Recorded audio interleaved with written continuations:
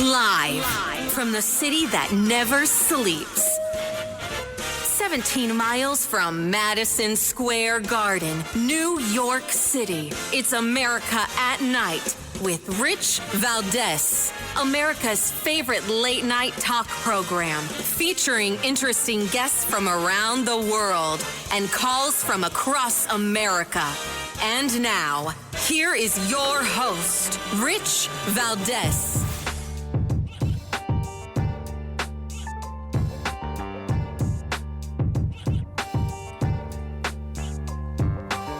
Hi there, good evening, and what's up, America? I am Rich Valdez, Valdez with an S, at Rich Valdez on all of the social media. Welcome to the Thursday night edition of the program. We're live, we're national, happy to be here. And if you want to give me a call, feel free. You know the phone number, it's 833-482-5337, 833-4-Valdez. And I want to get into a few things tonight, a couple of questions, really, that I have for you, for the audience. So you can call in and tell me what you think. Kilmar Abrego Garcia, will he be removed to a third-party country? I don't know the answer to that, but that has apparently been approved. The Supreme Court says, yes, you can do that. You can deport people to third-party countries if their home country doesn't want them, et cetera, et cetera. So will he? Will he be deported to a third-party country? That would be a very rich irony in all of this. Then President Trump signing a trade deal with China, and they've made it official. It was reported a while back, but it's been made official. And I want to talk about something that it's been in the news yesterday, been in the news today, and something that's really irking me and always irks me, so I'm going to share it with you. And that is, back in 2018, my least favorite congresswoman from the Bronx and Queens, a communist sympathizer I call all-out crazy, AOC, Alexandria Ocasio-Cortez herself, she took the number 3 Democrat out in Washington, D.C., Joe Crowley.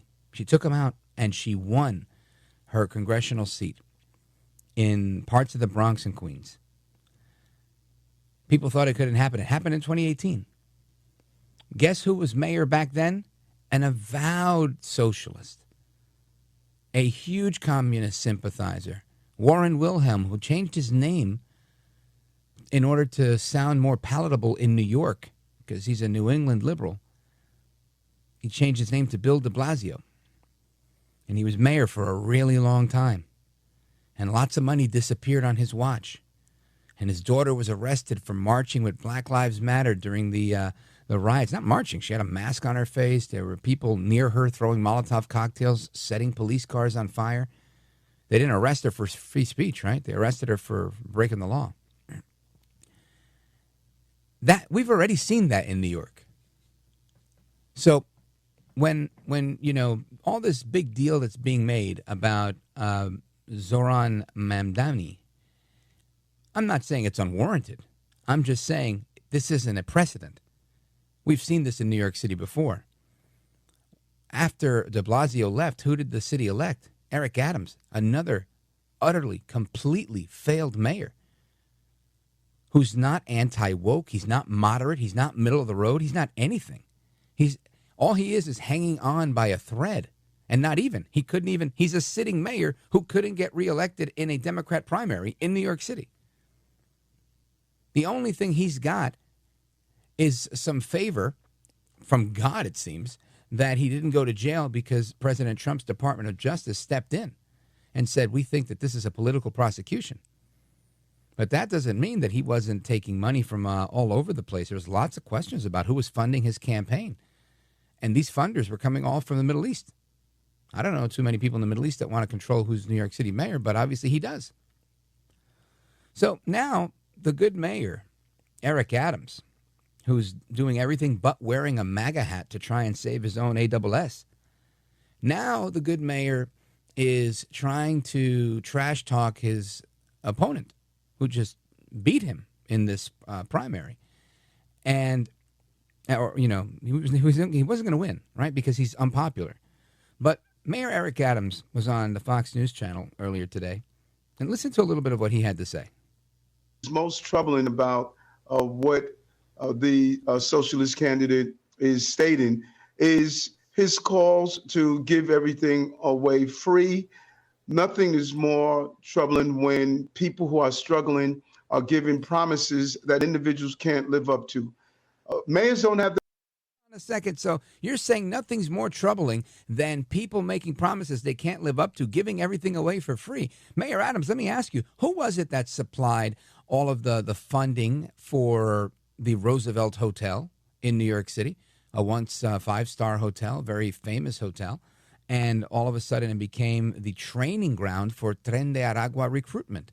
Right? Los Diablitos de 42 is what they're called, right? The Little Devils of 42nd Street is the name of the Tren de Aragua crew that was birthed out of that Roosevelt Hotel. They came straight from Venezuela. They came to New York City.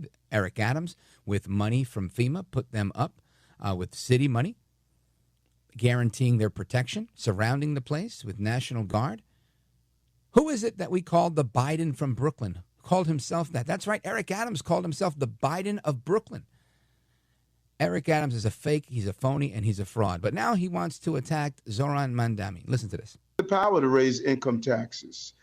That is what is the basis of all the things he's going to pay for. Assemblymen have that power. He's an assemblyman. He didn't do it when he was in Albany. He had the power to do many of the things he's stated now.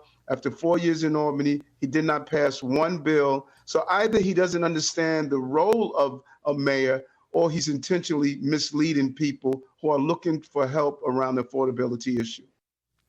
I want to know, Eric Adams, and this is not a defense of the socialist. It's not. This is, stop trying to create daylight between you and this person when there is no difference. You did nothing to prevent the deportation of these criminals in New York City. You did everything to protect them. You did everything to continue to add to the crime in the city. You did everything to make the city unaffordable. You did everything to make sure this city was the absolute worst city to be in. Period. The end. And now you want New Yorkers to have faith in you because you're not him.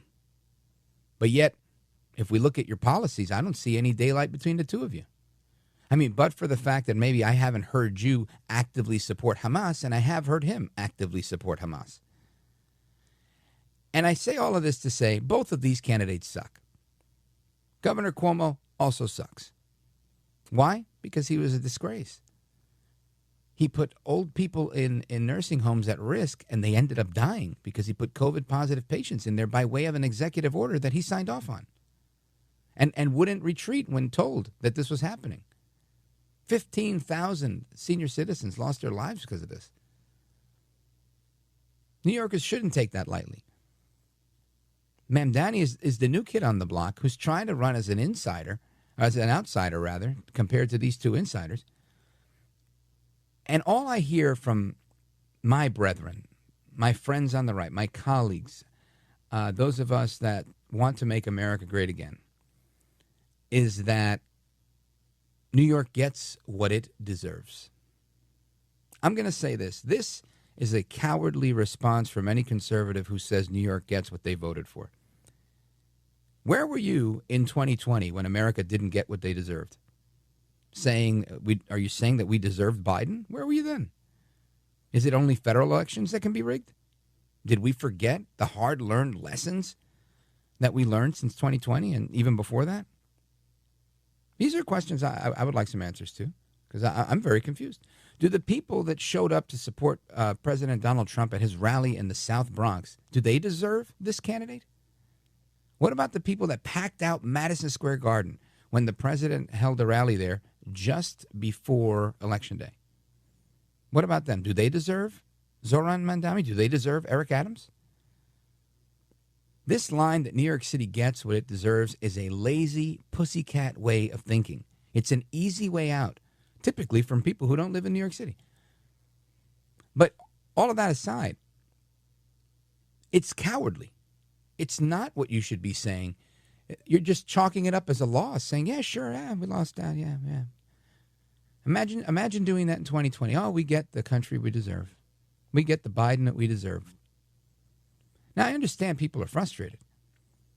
But we also have to remember, New Yorkers are a lot tougher than Zoran Mamdani, who's born in Uganda, by the way. He's not even a New Yorker. If you can make it in New York, you can make it anywhere. Great conservatives have come from New York City. Rudy Giuliani, Sean Hannity, Lee Zeldin, Elise Stefanik, Donald Trump, and so many more. Do you think that Donald Trump, el presidente, do you think that he would ever speak like that? Have you ever heard him say, well, you know, New York gets what they voted for. Yep, they deserve AOC. I've never heard him say anything like that. He wouldn't just roll over and play dead and say, well, I guess they deserve it. They got what they voted for. No, of course not. He's a fighter. He believes in this country, just like you and me believe in this country. And we have to believe in this country. I mean, if we don't make America great again, who will? How do we do that if we have a defeatist mentality where we just give up and say, oh, you got what you voted for? Absolutely not. Now is the time to fight the left with the same fervor that they bring to the table. President Trump has done so much heavy lifting to change the political current in our country. The momentum is on our side.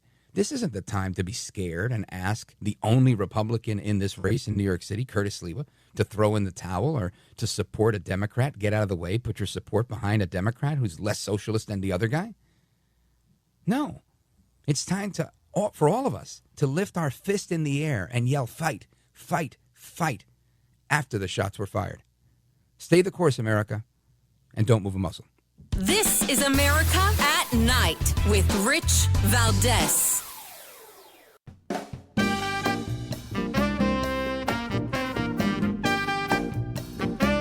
want to listen to you, Rich, all the time. America at Night with Rich Valdez. All right, amigos, welcome back. Rich Valdez keeping you company all evening long, unpopular opinions and all. And I want to talk about the press conference today that Secretary Pete Hegseth held, where he was defending the men and women that put on this amazing display of force in Iran, destroying their nuclear capabilities and blasting the media for their complicity and hating America. And here's a clip from it. Because you, and I mean specifically you, the press, specifically you, the press corps, because you cheer against Trump so hard. It's like in your DNA and in your blood to cheer against Trump. Because you want him not to be successful so bad, you have to cheer against the efficacy of these strikes. You have to hope maybe they weren't effective. Maybe the way the Trump administration has represented them isn't true. So let's take half-truths, spun information, leaked information, and then spin it. Spin it in every way we can to try to cause doubt and manipulate the public mind over whether or not our brave pilots were successful. How many stories have been written about how hard it is to, fly a plane for 36 hours? Has MSNBC done that story? Has Fox? Have we done the story how hard that is? Have we done it 2 or 3 times so that American people understand? How about how difficult it is to shoot a drone from an F-15 or 16 or F-22 or F-35? Or what it's like to man a Patriot battery? Or how hard it is to refuel midair? Giving the American people an understanding of how complex and sophisticated this mission really was. Very complex, very sophisticated. That's Secretary Pete Hegseth setting the record straight today. And I want to get some reaction to that from somebody we've had on the program before, but understands this, I think, at a different level, because he actually was a whistleblower on the Iranian nuclear program. And he's now the deputy director of the Washington office of the National Council of Resistance of Iran. And he's with us now. Alireza Jafarzadeh, welcome, sir. Thank you so much. Great pleasure to be on the show again. You bet. So let's start off. I want to get your thoughts, not only on what Secretary Hegseth had to say, but overall your thoughts on the Operation Midnight Hammer. Well, certainly, if you want to know what happened, you got to see the reaction from Tehran. I mean, the Supreme Leader Khamenei appeared on television before the public today, totally shattered, but you should have looked at his face. But in reality, he said, oh, we have had the victories. We had almost crushed Israel. We slammed the United States in their face, and all of that despite all the things. So that by itself tells me that they're in big trouble. think about it, this is a nuclear weapons program that the Iran regime had spent decades developing it until we actually exposed them in various press conferences since 2002. And they spent at least $2 trillion of the Iranian resources, Iranian money, supposedly for building, peaceful for nuclear energy. None of that has actually materialized. They were building them, all of them in secrecy, under the mountains. So many scientists and others they put together, all of them have gone now up in smoke. So it's very clear that the key sites of Iran that really define the nuclear weapons program of the Iran regime are no longer there. The other thing is that, this is the latest in a series of devastation of the Iranian regime, both in the region but also inside the country. They have lost much of their clout in the region, whether it was their, Hezbollah, their proxies in, the Houthis, Shia militias in Iraq. They lost their biggest ally, Assad, in Syria, and also inside Iran. People have been rising up against the regime, rejecting this regime. I think this is an added weakness of the regime on display before the eyes of the whole world. Folks, we're on with Alireza Jafarzadeh. He is the author of The Iran Threat. And this was a book you wrote back in 2007, quite a long time ago, warning then of the coming nuclear crisis. And what are your gut reaction when you heard about this? Did it give you pause? Did it make you happy? Do you feel satisfied? And do you think the mission went far enough? Well, first of all, I think what happened the past 2 weeks, at least to me, it showed that old approach of the appeasement policy pursued by the West had come to a halt. Because, when we first exposed the nuclear site in August 2002 in Natanz, and then a whole host of other sites, the West started negotiating with the Iran regime, gave them all kinds of concessions instead of holding them accountable and stopping their nuclear weapons program. Then we revealed the nuclear site Fardo under the mountains in December 2005, and a whole host of other sites, as you mentioned, 2007, 2009, and other years. Again, you saw appeasement by the West. This time it was the Obama Biden administration that eventually led to the 2015 JCPOA, giving them, pallets of cash, billions of dollars. In other words, this appeasement policy allowed the Iran regime to expand its program and flourish. That era, you feel it's gone now. That program has been put on hold. A lot of Western nations are looking at the regime both as a threat, but also looking for an opportunity. That's, I think, where the opening is for future. We're going to pause right here. Sorry to interrupt you, but I got to take a quick commercial here. We're going to come right back and continue the conversation with Alireza Jafarzadeh, who is from the Washington office of the National Council of Resistance of Iran. Keep it locked right here. It's Rich Valdez coming right back with Alireza Jafarzadeh.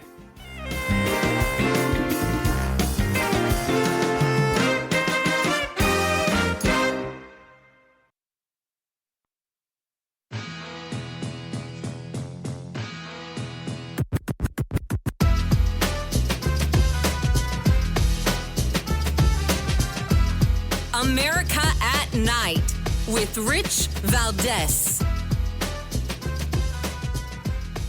All right, amigos, welcome back. Rich Valdez. We're continuing our conversation with Alireza Jafarzadeh from the Washington office of the National Council of Resistance to Iran. And he is a whistleblower who raised the alarm on nuclear activity in Iran back in the early 2000s. He's the author of The Iran Threat. He's with us now. And Alireza, I want you to hear the media's backtrack. CNN quickly changing their story after joining with the New York Times to say that things were moved out of Fordo on trucks, and they're not certain that things were destroyed.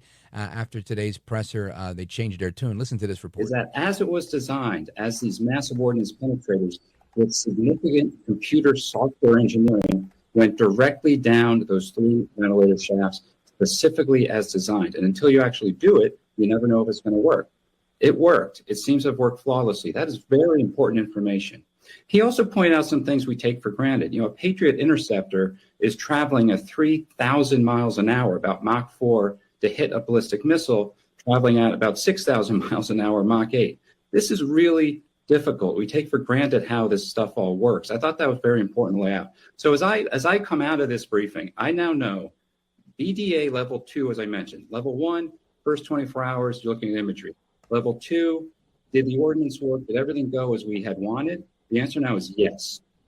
And we're now in the phase of level 3, collecting all sources of information and then putting that together with nuclear experts to determine if they have these pieces and parts here, could they reconstitute them? With some political analysts to say, would the Iranians do that? What would be the restraints? To then have a comprehensive assessment of where we are. With the objective being, Iran can never have a nuclear weapon, and its enrichment program has to be completely destroyed. I think from what I've seen, the 20,000 centrifuges, you had about 17,000 in Natanz, about 3,000 in Fordo, they are all completely destroyed. I am very confident those centrifuges are gone. So that's the latest from CNN following their reporting saying that this was all for naught. Alireza Jafarzadeh, your reaction? Well, certainly my feeling also from what I hear here and there, but also from the U.S. government, is, the press conference today and all the other sources, it's very clear that the enrichment capability of the Iran regime is gone. Now, whether they can be reconstituted and all of that, that's a good question. That's why you don't want to allow the Iran regime to have the ability to rebuild everything that was destroyed. And I think that's where the role of the people of Iran comes into picture, because at the end of the day, the nuclear threat of the Iran regime is not the only threat. They have their terrorism, their missile program, and all of that. All of that has to come to an end, as the President of the United States has said repeatedly, that the terrorism of the Iran regime and their rogue behavior must stop. And I think in that context, the world should realize, including CNN and others who, never really report about the realities on the ground, that the people of Iran have rejected this regime. There is a very powerful organized force against the regime who wants to bring about change. This is the same movement that exposed all the major nuclear sites of Iran, showing you the ability, the capability, and the will to not only end the nuclear threat, but also end the rule of the clerics. Obviously, the movement has never asked for boots on the ground or appropriation of money or giving them arms. None of that. The people of Iran are willing to do it. Unfortunately, the policy of appeasement always ignored them in the past. During Biden, during Obama, even by some European nations, they tried to appease the regime and ignored the people. Now is the time to look at the capabilities of the movement for change. There have been 3,000 acts of protest and resistance against the Revolution Guards in Iran just in the past 1 year. The younger generation of Iran have rejected this regime. This movement has a very capable, leadership network on the ground. U.S. Congress, in a bipartisan way, a House majority has supported this movement, and the leader is actually a female, a woman, Mrs. Maryam Rajavi, who introduced a 10-point platform for the future of Iran that not only calls for a non-nuclear Iran, but a free, democratic, republic form of government that separates religion and state and, embraces the values of democracy. This is where the solution lies. And I think that's where we need to educate the American public and so that they are aware of the realities on the ground, that the possibility for change is real, it's out there, it's indigenous. All the United States need to do, as Congress said, both the House and the Senate, is to recognize the right of the people to overthrow the regime, recognize the right of the main organization like the MEK on the ground to confront the Revolutionary Guards. Then you will see what a difference it will make in the whole region. That will be an end to the nuclear threat of Iran and everything else. This movement of democracy that you're talking about, There's a lot of talk about a movement towards this direction, and that's great. I agree that it seems like the people are fed up with the mullahs. What do you think of the son of the Shah, who's been making a lot of rounds in the media, Reza Pahlavi, the Crown Prince of Iran? Is he a viable candidate? Is he a front runner? He's said he'd be interested in being an interim leader. Your thoughts? Well, as you just said, you said the son of the Shah. That's the only way people know him, because he's the son of a deposed dictator that was overthrown by a genuine popular revolution 46 years ago. He's constantly talking about, the past, not about the future. He talks about, working with the Iranian Revolutionary Guards, that is a foreign terrorist organization. He just wants everybody else to do the fighting and then put him back, at the throne that he never got. That era is over. The people of Iran, what's happening in Iran is not about the past, the dark past of Iran that was dictatorship under the Shah. He had a secret police savak that put intellectuals in jail.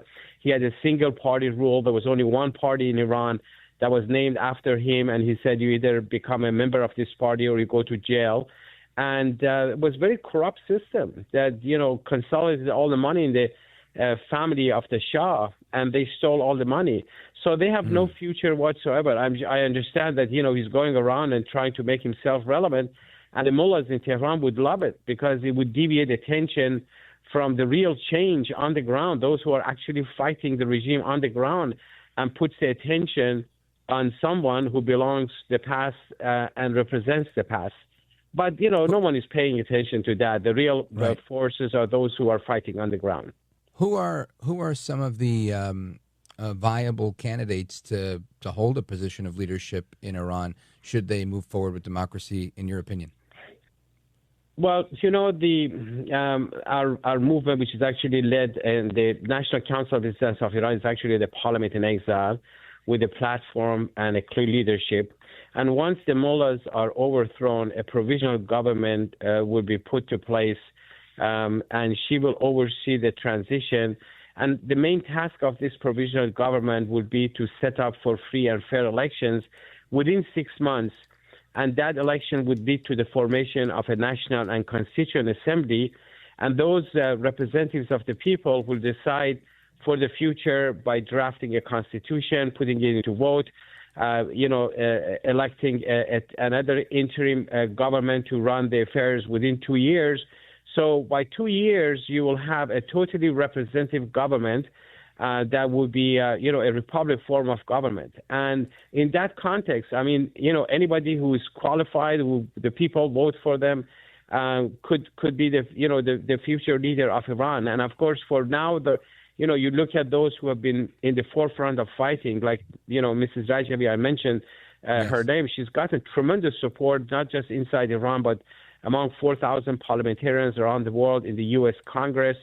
And she's very, very secular and talking about a representative form, getting everybody involved in, be inclusive, rather than like a king who would just sit there and order others.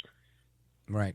Makes a lot of sense. Well, I'm looking forward to see what comes forward from Ms. Rajavi's 10-point plan, or anybody else that's stepping up, because it seems like the time is ripe for that type of change in Iran, from what I can see. Alireza, let everybody know how they can follow you and the great work that you guys are doing at the National Council. Thank you very much. By the way, I want to say you guys, you're doing really a superb job in informing the American public, giving them the information and the analysis that they would otherwise not find it. I appreciate that. Second, if they want to reach out and follow me, like on social media, I'm on X and Instagram and others. It's at A, which is my first initial, _ my last name, Jafarzadeh. Also, our office here has its own social media platforms. On all platforms, it's at NCRIUS, at NCRIUS. We'd love to get engaged with everybody. We'd love to hear your voices and get you involved. This is the time for all of us to work together to end the threat, not just to the United States or the countries in the region, to the people of Iran, but to the whole world. Outstanding. Alireza Jafarzadeh, thank you, sir, for your kind words. Thanks for the analysis. I appreciate it, and I'll talk to you soon. Always a pleasure to be on the show. Thank you so much. You bet. Thank you. And amigos, we come back to your thoughts, your calls, your reactions, and so much more. What happens in Iran? Does the media take this about face seriously? I want to know what you think. 833-4-VALDEZ. This is America at Night with Rich Valdez. Call now, 833-4-VALDEZ. That's 833-482-5337. 833-4-VALDEZ. That's Valdez with an S.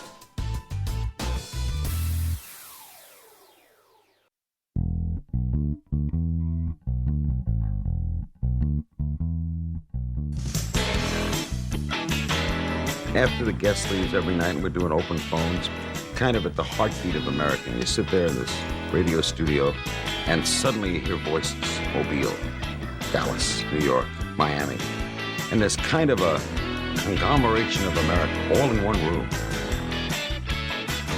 All right, amigos, conglomeration of America all in one room. Looking forward to your calls momentarily. Going to get to those. 833-482-5337, 833-4-VALDEZ. And today, again, that press conference with the Department of Defense, Secretary Hegseth, also brought up General Kane. General Kane, they call him Raisin Kane. And he gave a report on the damage that was done while indicating that was not his goal to report on the damage, more so to make sure the damage was done. Listen to this. Kane, though General Kane conceded it was not his job to do damage assessments, it was the job of the intelligence community, he did present with visuals some detailed information about the strike. The cap was forcibly removed by the first weapon, and the main shaft was uncovered. All 6 weapons at each vent at Fordo went exactly where they were intended to go. We know that the trailing jets saw the first weapons function, and the pilots stated, quote, "This was the brightest explosion that I've ever seen. It literally looked like daylight." There you go. That's the latest from General Kane earlier today. So I wonder, will the media absolutely turn around, cut and run from lying, or will they continue what they've always done? I don't know. We're going to get to your calls now. Let's talk to Greg. Greg is in Olney, Maryland, WMAL. Greg, go right ahead. Oh, thank you. Thanks, Rich. Love the show. Thank you, sir. I just wanted to comment. I wanted to comment on your last guest. I appreciate you having that on and shedding light on the internal situation of Iran. The last guest is obviously more knowledgeable than me, but I would caution that he mentioned using the MEK, which I believe is the Mujahideen al-Khalq, which is a socialist organization that has been fighting the regime for a while. I would caution against, inviting socialists into the party there or into the country there, and they're thinking that the socialists are going to take over and then they're going to, promote some sort of democracy. That organization has been, like I said, been fighting the regime for a long time, but it's not really clear to me based on what I've based on my understanding. My mother was from the country, and from books I've read, and reading from afar, it's not really clear to me that the MEK would be an upgrade over what we have now. I suppose they wouldn't be as bloodthirsty or obsessed with bombing Israel and kind of maybe destabilizing other nations. But in terms of the treatment of the people there, these are pretty rigid ideological socialists. I believe they're even part of the Socialist International or whatever that organization is. So these aren't really freedom-loving individuals, if you get what I'm saying. Sure. Well, I don't know that we'll ever get an American-style, Western-style democracy in the Middle East. I mean, if you even look at the government of Israel, if you look at how their government is set up with their parliamentary system, a lot of weight put on the left. Look at Netanyahu's back in court today. It's not America. So not an endorsement of them by any means, and I appreciate you sounding the alarm on your concerns. But I think moreover, it's a situation of this one's not as bad as the other one, and somebody that actually is trying to get towards that goal. I think the people of Iran, the Persian people, are open to that type of change. But from what I can see, right, I have not visited Iran, so I couldn't, give you any firsthand knowledge on that. But ultimately, I think when you have the rhetoric between these dueling parties, I think, if you have the one side that's not as radical as the mullahs and the current Ayatollah and that regime, you're going to have others that are calling them liberal or socialist or whatever and what have you, right? And that's Europe, right? Look at Europe, look at all the different socialist organizations, and look at the UK. So I get what you're saying. That is the norm in a large part of the world. I think the United States is unique in that. And from your lips to God's ears, brother. My hope is that we could see what we do spread all over the world. But the reality is, I kind of let people in Rome do what they do when they're in Rome. And that's on them as long as they're not trying to bomb us. And lamentably, that's what these guys were eventually trying to do. Thanks for your call, my brother. I appreciate it. Greg in Ulster, Maryland. Now, where do I go from here? I go to a quick break, and then we're right back. This is America at Night with Rich Valdez.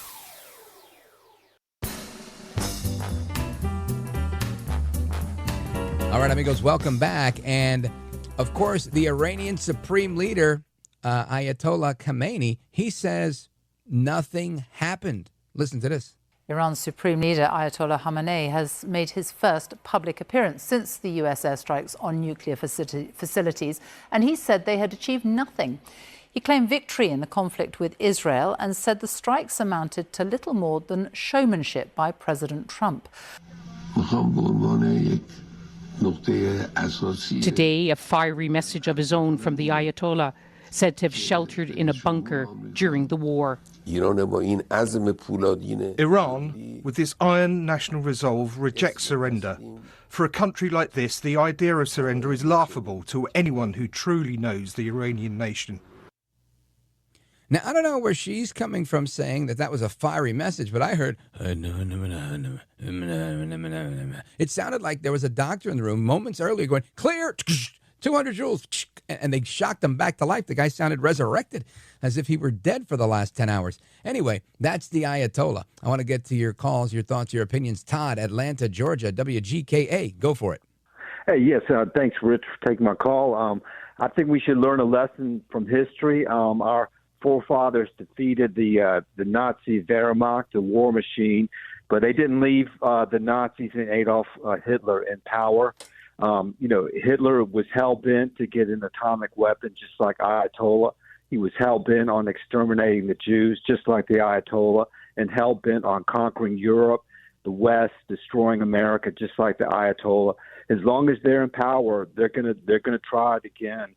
They can just, they can buy another bomb. They can buy bombs now. I mean, if I was them, that's what I would be thinking. It's just buying nuclear weapons. Todd, I think they've been trying to buy a bomb for a long time. And the idea of the sanctions and the maximum pressure campaign of the Trump administration has always been to make sure they don't have enough money to buy a bomb. But I agree with you that you're right in the sense that as long as that regime is there, they're a threat to us. I think President Trump's difference of opinion is, I don't care if that regime is there. As long as they can't kill us, they can't kill us. And I think that's a fair place to land rather than launching another world war and, killing every last enemy we have. Ultimately, I don't think you can kill every last enemy you have. It just doesn't work that way. But, Todd, thank you for your call, brother. I appreciate it. WGKA in the building. Shout out to Georgia. And, of course, we're coming back with more thoughts, opinions, reactions, more guests, more commentary, and more from you, the American people, with your calls. And if this is the end of the road for you, then take care. Good night. God bless you, America. I'm Rich Valdez.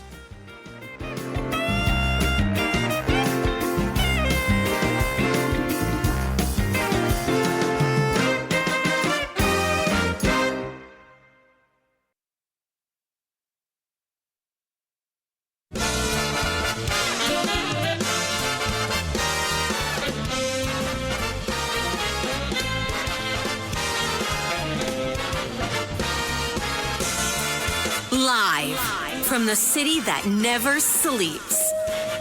17 miles from Madison Square Garden, New York City. It's America at Night with Rich Valdez. America's favorite late night talk program featuring interesting guests from around the world and calls from across America. And now, Here is your host, Rich Valdez.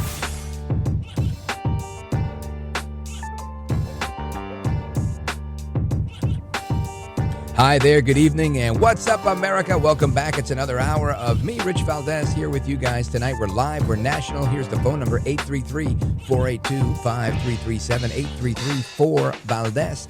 And I want to talk about a few things. Of course, today the Supreme Court coming out with a bunch of big decisions and upholding the South Carolina ban on Medicaid funds for Planned Parenthood, as well as the free speech case that has to do with pornography, as well as birthright citizenship and a bunch of other things that were on the docket and more to come. So we're going to talk about that this hour. And I also want to get into, of course, the latest with Iran, although a lot of that I think is behind us right now. Big press conference, by Secretary Hegseth today on the Iran strikes. And I want to share with you a little bit of an article written by Kerry Pickett in the Washington Times. And very, very good piece. And just to give you a little bit, the White House said Iran felt the need to save face Thursday after Islamic Republic Supreme Leader Ayatollah Khamenei appeared in a broadcast video on Iranian state TV and said Iran would never surrender. We have a clip of that, and I want you to hear what the Ayatollah had to say. To me, he sounds like they resurrected him from the morgue. They shocked him with the paddles on the chest to bring him back to life. But listen to what the Supreme Leader said. Iran's Supreme Leader Ayatollah Khamenei has made his first public appearance since the US airstrikes on nuclear facilities, and he said they had achieved nothing. He claimed victory in the conflict with Israel and said the strikes amounted to little more than showmanship by President Trump. Today, a fiery message of his own from the Ayatollah, said to have sheltered in a bunker during the war. Iran, with its iron national resolve, rejects surrender. For a country like this, the idea of surrender is laughable to anyone who truly knows the Iranian nation. So then, of course, the White House gave a response to that. Caroline Leavitt speaking out on this. Cut number 3, she says that their nuclear capabilities were destroyed. Listen to this. The Iranian regime was weeks away from being able to produce a nuclear weapon that would threaten the entire world before President Trump took this decisive action on Saturday night to obliterate their nuclear capabilities. The contrast in leadership could not be more clear. Barack Obama and Joe Biden sent pallets of cash, American taxpayer dollars, in a failed attempt to buy the Iranian regime's compliance with a weak and ineffective deal. President Trump sent a fleet of American warplanes to destroy Iran's ability to produce a nuclear weapon. The United States and the entire world are safer because of this president's decisiveness. Despite agenda-driven leaks by the fake news media aimed at undermining this incredible accomplishment achieved by President Trump and our brave fighter pilots, there is broad consensus emerging already that Iran's nuclear capabilities were indeed destroyed. The United States, Israel, the United Nations, and even Iran all agree they can no longer build a nuclear weapon.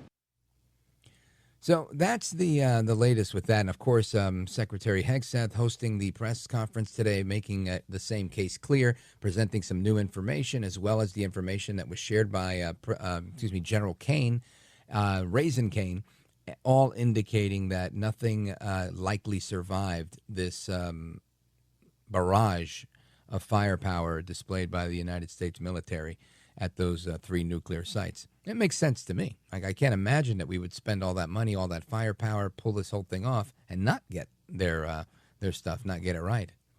Figure if you miss, go back and do it again, right? And that doesn't seem to be the case. So the ball is in the Ayatollah's court as he continues to sound like he was resurrected from his, from time of death, 10:35. Oh, shoot, he's back. All right, put him on.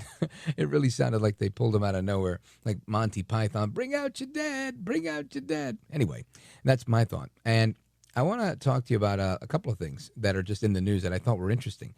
Listen to this. You guys remember the name Imani Khalif? Well, Imani Khalif is that boxer who claimed to be a woman that others claimed was a man, and was the subject of a lot of controversy. And, people were telling me, how dare you, Rich Valdez, say that? That is wrong. That girl was born with, with a rare disorder that does this, that, the other. Well, guess what? The president of the International Boxing Association is now calling on the International Olympic Committee to strip Khalif of the gold medal because a second test came back indicating the male chromosomes were present. First test was done, I think, during the initial incident last year, and now they have a confirmation result stating that she is, in fact, biologically a man. So this is a trans athlete, not somebody that was suffering from some rare condition where girls have guy chromosomes. And now they want her to give back the Olympic gold medal. Isn't that something? So Imani Khalif, again, she was proud at the Olympic podium in Paris last year, draped in the Algerian flag when she was crowned the champion of women's boxing in her 63-kilo division. But according to the man who runs the IBA, the International Boxing Association, she should never have been there to begin with. In an exclusive interview with Daily Mail Sports, the IBA president Umar Kremlev has called on the International Olympic Committee to strip Khalif of the gold medal and apologize to the other athletes after revealing behind-the-scenes details of a conclusive and repeated test that found that she does not meet the eligibility criteria to compete in the female category. He went on to add that the former IOC president, Thomas Bach, should be held personally responsible for the controversy, describing him as a rat who has put politics on the podium instead of athletes. Look at that. Ain't that something? So anyway, all I could say is the tide seems to be turning, and grateful for people that speak the truth, even if it sometimes hurts, because you can't allow people to go ahead and just lie their way through everything and then just expect that things are going to be okay. They're not okay. Yet sometimes, it's our responsibility to call it out. It's what we do on this program. It's what we do in our real lives, right? You have to, at some point, say, hold on a second. I mean, you don't really believe this, right? That can't truly be the case. You have to be able to call things out. Just like I've been trying to call things out in New York City with this socialist savant, if you will, Mamdani. I'm concerned, but I'm not dead. I'm not dead over here. I think New York City has a bright future ahead of it if we can get out of our own way and stop being defeatists and get out of our own heads and say, look, we got to make this work. And that's it. That's really it. We just have to galvanize support and not live in fear of a 33-year-old socialist. Now, listen, those words can come back and haunt me. Should everybody decide to take a break, everybody decide, oh, is today election day or was it yesterday? If you don't know when election day is, man, guess what?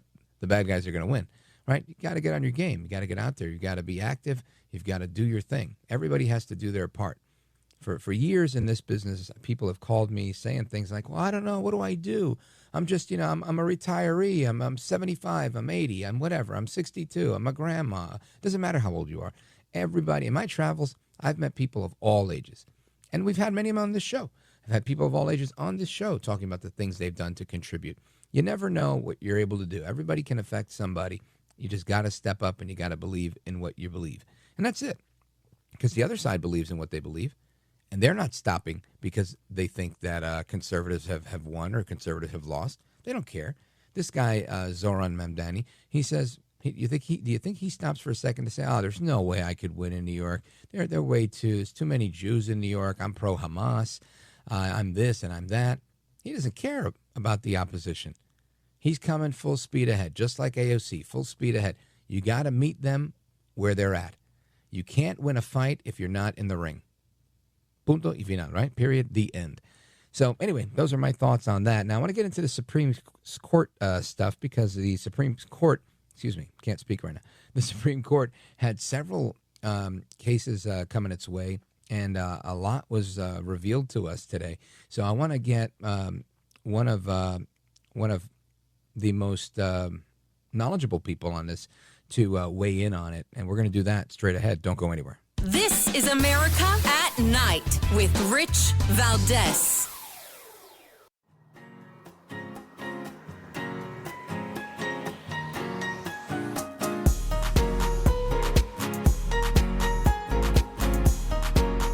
By the way, your ratings are up. Congratulations. I had somebody. It's always nice to check. I like to see, even if they're friends, I like to see how are they doing. Are people listening, right? But right. You're doing great. America at Night with Rich Valdez. All right, amigos, welcome back. I want to continue our conversation on this Supreme Court stuff. And, of course, a bunch of stuff coming through, a bunch more to come through tomorrow. I want to get a preview on what some of those cases look like from Professor William Jacobson from Cornell University Law School, professor and founder of equalprotect.org. Professor Jacobson, welcome. Thank you for having me back. You bet. Always a pleasure to chat with you. And I want to play a clip for you just to give the audience a little taste of what's going on. Of course, one of the stories today, the immigration case that came through. Listen to this. The U.S. Supreme Court today granted the Trump administration's emergency request to resume deporting migrants to countries other than their homeland. The order pauses a U.S. District Court decision that had found that deportation violated constitutional protections. The High Court majority did not detail its reasoning, as is typical on its emergency docket. So now this is the case now. The Trump administration apparently, well, not the Trump, the United States, allowed to use immigration enforcement to include third-party countries. Walk us through this. Sure. So that's a case about some people who were convicted of crimes in the U.S., got orders of removal from the country, were in the process of being removed to South Sudan. I mean, one of the problems with people convicted of horrible crimes is a lot of countries, including their home countries, don't want to take them back. And so the U.S. engages in diplomacy and found a country that would take them. And really at the last second, when they were either on the plane or boarding the plane or landed in an airport in the Middle East, a judge ordered that the government stop from doing that. And that's the order that because the judge ruled these people can invoke their rights under the International Convention Against Torture, so that if they can credibly claim they would be tortured in the location they're going to, they're entitled to a hearing on that. And they took it to the Supreme Court, and the Supreme Court said, well, we're going to put a stay. We're going to put a hold on that district court injunction, which in theory allows these people to be transferred to South Sudan. There is a twist in the case, which I just checked the Supreme Court docket, and they haven't ruled on the second piece. It went back to the district court judge, and the district court judge says, well, hold on a second. I don't actually think that Supreme Court order prevents me from enjoining them from having another injunction against them transferring these people, because I issued two injunctions, and the second one wasn't before the Supreme Court. I think it's a frivolous argument. I think the government correctly has gone back to the Supreme Court and said this district court judge is defying your ruling, and in fact, not only should you tell them to, put a stay again, but you should remove them from the case. That has not been ruled on. It's been several days that it's been up at the Supreme Court. So, the district court judges are being extremely aggressive in these areas. So, yes, in theory, the government can deport people, can remove people, but a lot of the district courts have been very aggressive. And I think one of the things the government kept pointing out is these people have had multiple chances of due process. They were criminally convicted. They went through the immigration hearing, and they don't get a third bite is what the government is saying. And that's where it is. So it's a mess. I mean, one thing that people need to understand is that during the Biden administration, we don't know exactly how many people, but it's at least several million, and it might be more than 10 million people came into the country illegally. There was very little enforcement, and it is now proving extremely difficult to remove the people who came here because they get multiple hearings, and you can't have a hearing for 10 million people. I mean, it's just physically impossible. So that's where we are now. In theory, the government has wider range now to remove people. In practicality, I'm not so sure.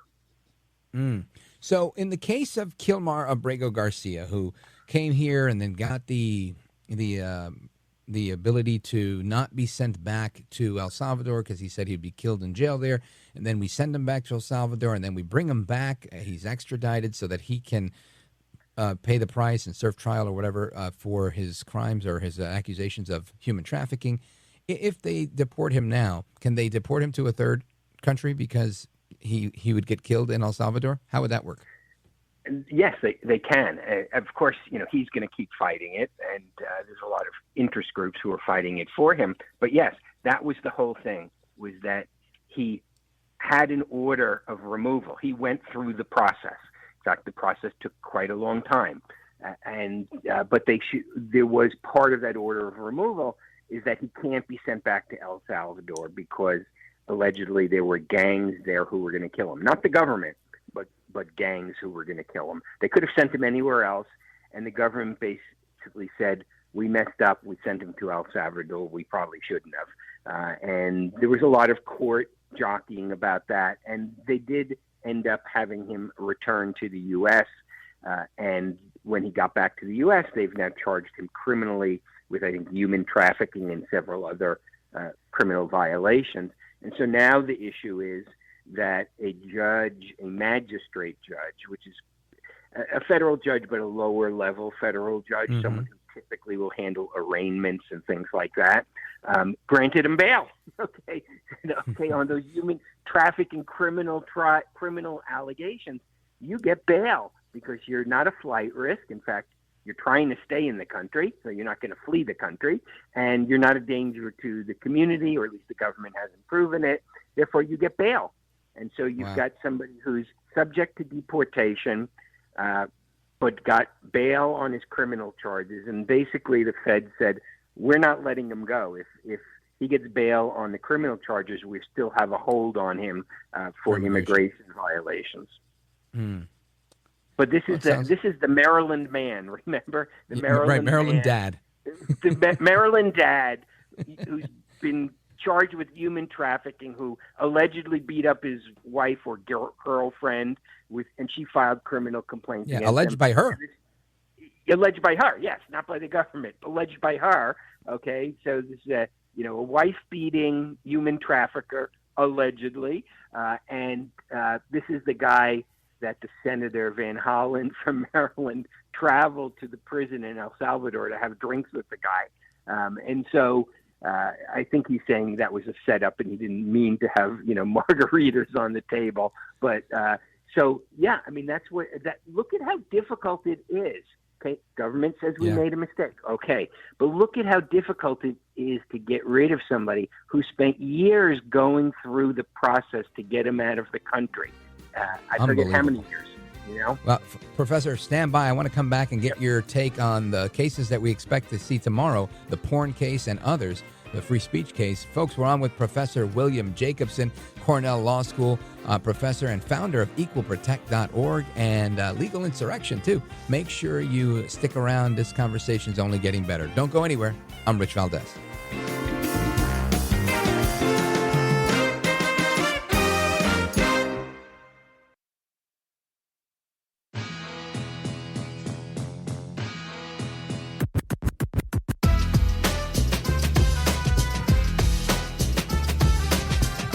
The best guests, the best opinions.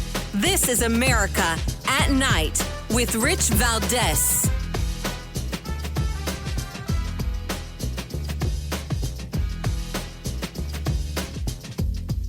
As a general matter, adults have very broad authority to access pornographic material. Minors, on the other hand, have lesser rights. The Supreme Court has upheld, for example, laws that say that an adult bookstore can't sell to minors, and in practice what that means is they have to card people who are sort of on the border. The question in this case is, may a state have a statute that for internet porn likewise requires websites to check the age of their visitors if the websites consist of at least one-third pornographic content? A Free Speech Coalition is an adult entertainment industry group, and Ken Paxton, the defendant, is the Attorney General of Texas who's defending the law. This case involves two precedents. One is called Ginsburg v. New York. It basically said that bookstores and movie theaters that sell sexually themed material may indeed be barred from selling to minors and therefore have to card people. The other case is called Ashcroft v. ACLU, and that struck down a federal statute, very much like the Texas one, saying that no, basically you couldn't impose requirements that sexually themed material be age-gated online. They can't try to age-gate it, for example, by requiring credit card, because that would interfere with access by adults as well. So the same issue pretty much arises in this case, that a law that requires sites to card all visitors interferes potentially, at least in some measure, with the privacy of adult users. So that is the latest with the free speech case against Ken Paxton. And I want to get our guest to break it down. Professor Bill Jacobson, Cornell law professor, founder of equalprotect.org, Legal Insurrection, and he's with us now. Professor Jacobson, what is the status of this one? This is an interesting one because I think, first and foremost, I always want to protect free speech, even when I don't like it. And in a case like this, I don't want, porn places running amok, but I also want to make sure I'm able to say what I got to say on the radio. Well, yeah, I think the question here is, I think most observers said it's unclear from the argument how this one's going to come out. There are sometimes you hear arguments and it's obvious there's a clear conservative majority or unanimous. This one, I think most people are uncertain how it's going to come out. The threshold issue is really one of judicial review. What level of scrutiny do you give this sort of First Amendment speech? Do you merely need a rational basis to interfere with that speech, or do you need some sort of strict scrutiny test applied to it? And that's what a lot of the argument was. It was about what test are we going to apply? Because the lower courts just said, well, as long as the state has a rational basis, then it's entitled to, in this context of child protection, it's entitled to have reasonable laws, protecting children. Right. And so that's really the Makes stance. sense. That's really the argument. What are your thoughts based on the court and its current makeup? How do you think that they're going to fall on this? I think they're going to side with the state. I think they're going to find that there was a rational basis for this, that child protection is treated a little differently than normal access, that this is not controlling the content of speech. It's merely imposing a rationally based method of preventing children from accessing material that everybody agrees they shouldn't be accessing. And so I think they will uphold this law. I don't say that with a high degree of confidence, but that's what I think will happen. Now, there's also some talk about what might happen with the birthright citizenship case that's scheduled to be decided as well. And I have a clip I want you to hear before we get into that. Listen to this. Wrapping up this term, and a number of cases could impact millions of Americans. One decision could even possibly change the Constitution. News Nation's Xavier Walton joins us now. And Xavier, Americans are watching closely after the president's executive order to end birthright citizenship. What's at stake here, and realistically, what are we expecting today? Marky, there's a lot at stake, and that's why millions of people will be watching. And, typically emergency cases presented to the high court are written and resolved fairly quickly. But President Trump's birthright citizenship order is one of the few emergency cases the court has ever, scheduled for oral arguments. And we may see a ruling as soon as today. At the center of all of this, the 14th Amendment, and whether or not birthright citizenship is actually enshrined in the Constitution.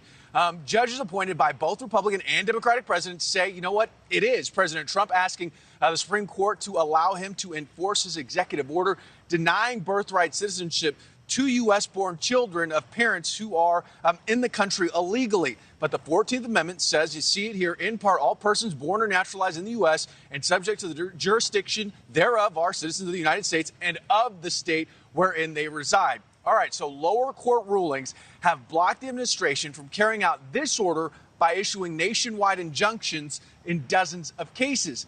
Now, the argument or concern in front of SCOTUS is, should one judge have the ability to block a law or presidential order from going into effect in the U.S. while it's being challenged in the courts, Marky?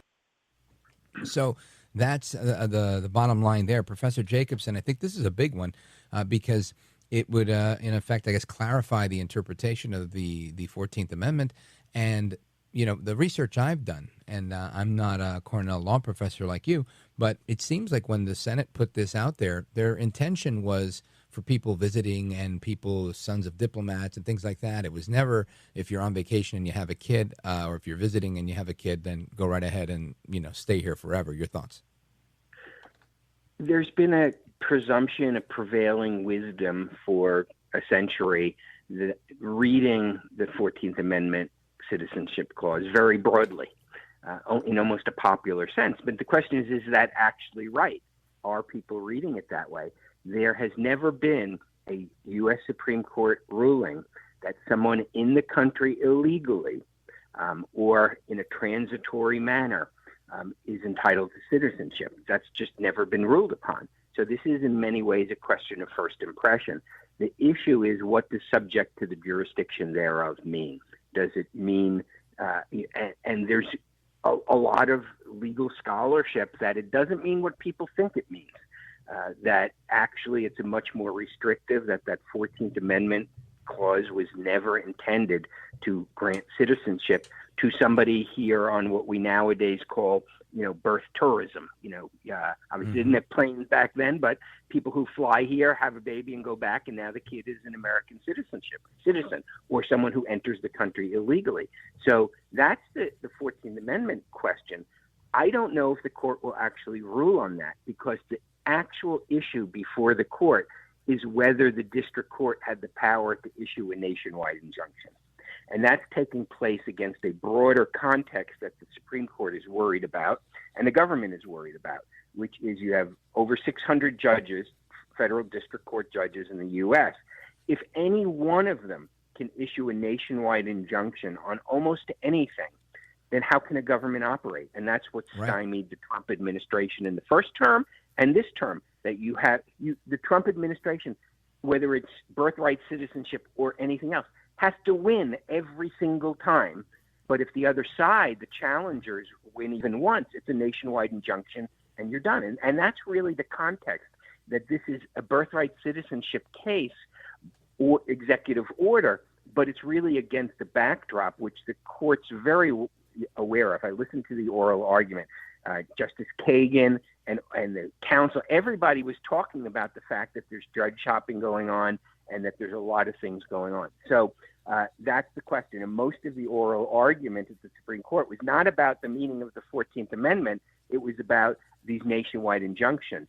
And a couple of the justices, I think it was Sotomayor and a couple of others, said, you know, we're dancing around the issue. Why don't we just decide what the 14th Amendment means? Why are we doing this in this weird context of a nationwide injunction? And, you know, I think the reason is that the Trump administration wants to win this case, not so much for birthright citizenship, but for the dozens and hundreds of other cases out there where individual judges are issuing nationwide injunctions. So it's a really important case, and everybody's calling it the birthright citizenship case, but it's really the nationwide injunction case. Right. Now, you might get some judges opining on what they think about birthright citizenship, but I don't think we're going to get a definitive interpretation. So what do you think happens here? Do you think they punt totally, they don't take the case, or they decide, the district judges can continue to rule the country and not the president? How do they escape this? Yeah, I think I think what you're going to get is a ruling that this nationwide injunction was invalid, that it only can apply to the people who are actually plaintiffs in that court, and it can only apply in that district. And the court will probably suggest, as was talked about a lot at the oral argument, there are alternatives. If you want a nationwide injunction, you can go through the process of certifying a nationwide class action and do it in that context. So I think we will get an order which says this nationwide injunction is improper, but there are alternatives. And I don't know what that's really going to solve, because you know what? These same judges who are issuing the nationwide injunctions will all of a sudden start certifying nationwide classes of people. for class action. So I think the Trump administration is likely to win this, but given how litigious people have been against the Trump administration, there are, I think, over 300 cases against it, and there have been many federal judges, not all of them, but there have been many federal judges who are willing to push the limits or even exceed the limits of their jurisdiction in order to stymie Trump administration policies, that I think it's going to not really solve the problem. Right. Well, that sounds accurate. It sounds like Washington. Professor Bill Jacobson, let everybody know how they can learn more about the work that you're doing. Sure. The best way to reach me is equalprotect.org or legalinsurrection.com. We've got multiple websites. We do a lot of stuff, a lot of legal work, and I encourage people to come and visit. Well, you're one of the best in the business. I thank you for your time. I look forward to chatting with you again, maybe once we get some of these results back in the coming weeks. Great. Take care. Thank you. Godspeed. And amigos, your thoughts, your calls, your reactions, and so much more coming up right now. 833-4825-337, 833-4-VALDEZ. This is America at Night with Rich Valdez. Call now, 833-4-VALDEZ. That's 833-482-5337. 833-4-VALDEZ. That's Valdez with an S.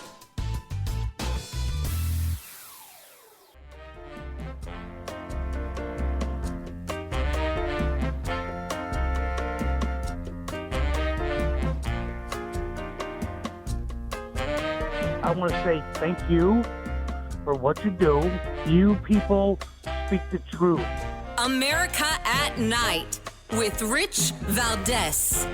Miami Herald recently published a story saying the Trump administration was targeting migrant foster children. The Trump administration has denounced this as false. Could you clarify the Trump administration's position on protecting migrant children, particularly the 300,000 lost under the Biden administration? Yes, I saw that Miami Herald article yesterday, and I was aghast at the headline. It's egregious to accuse this administration of trying to target foster children. That is not at all what is happening at the Department of Homeland Security.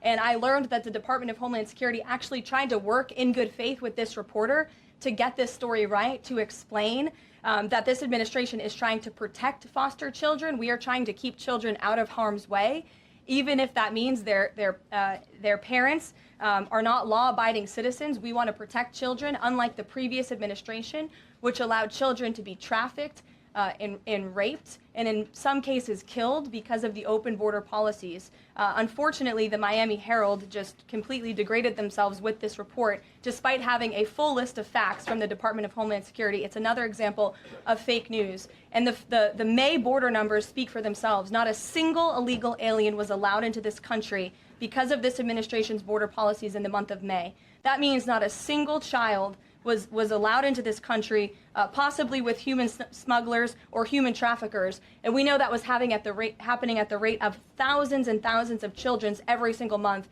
in the previous administration for 4 years. And you didn't see any reporting of that from the Miami Herald, but now they're trying to accuse this administration. And we tried to give them the facts, and they refused to report them.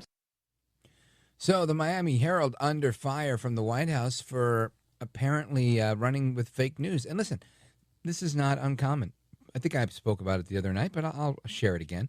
I was scrolling through the social media, as I do, because I think it's important that we realize we're in a new age, right? So while I might still read stuff throughout the day, watch videos, have sources that send me stuff, that type of thing, but all that aside, most people who have to work for a living, who have to take care of their children, have to worry about putting money away for a vacation, put money away for a retirement plan, they're not worried about the Fordo site in Iran. They're not worried about all of this stuff. They're concerned with what's going on in the country, and they listen to programs like this one and others, and they scroll on social media to try to get the news. And as people are scrolling on social media, and I do it, I like to see what do people see. And one of the stories that I saw was a woman in Spanish, and she was speaking in Spanish. And I share a lot of these. If you don't speak Spanish, I'm sorry for those that you follow me on Instagram or Facebook and get these Spanish stories. But I try to show you how they have, both sides, right? You got some crazy fake news that's out there, and you also have some really interesting stuff. But in a nutshell, I was scrolling and I see this woman, and she's yelling at the top of her lungs about, Trump has done it now. And she's talking about, and there's a image behind her of a sheriff, a sheriff's deputy with a small girl handcuffed. Now the girl's got her back to us, but she's very tiny compared to the sheriff, and she says, ICE is now using the support of sheriff's officers to deport children right out of school. And I looked at the comments, and people, I can't believe it. This administration will stop at nothing. They said they were going after criminals. Now they're going after kids. And of course people would be upset by something like that. The problem was the whole thing was fake. It was phony, and it was fraud. The video was really debunking this woman that was reporting this from another guy who's a content creator online that was showing the truth of where the article originated from, that it really was a 27-year-old woman that was like that had dwarfism. She was just very small, and she was being arrested for some other crimes, and she had nothing to do with immigration, but you couldn't see. All you could see was from the back, it looked like she was a child, and because of the way she was dressed. And again, like, people say, a picture's worth 1,000 words. And that's what the fake news does. They go ahead and they put out a story like this one saying that they're now arresting foster children. Who knows? They might have used the same image, the same story from that lady to try and run with this stuff. Sadly, this is what happens. And sometimes you get these cases where, like the story about the girl that was undergoing a cancer treatment, and now we're deporting kids with cancer. I don't know if you remember that story a few weeks back. And it was the parents' choice to be deported with the family, with the entire family, because they'd done whatever and they had to be deported. And instead of saying, hey, I'm going to leave my kids here, and they were allowed to stay. Ultimately, they decided to take their kids with them and to leave the country. So, and I realize, rock and a hard place, right? Difficult decision what one has to make, but a situation that you put yourself into, not something that we've done. So that's how the fake news works. And as often as we can, we're going to call them out on it. Don't go anywhere. This is America at Night with Rich Valdez.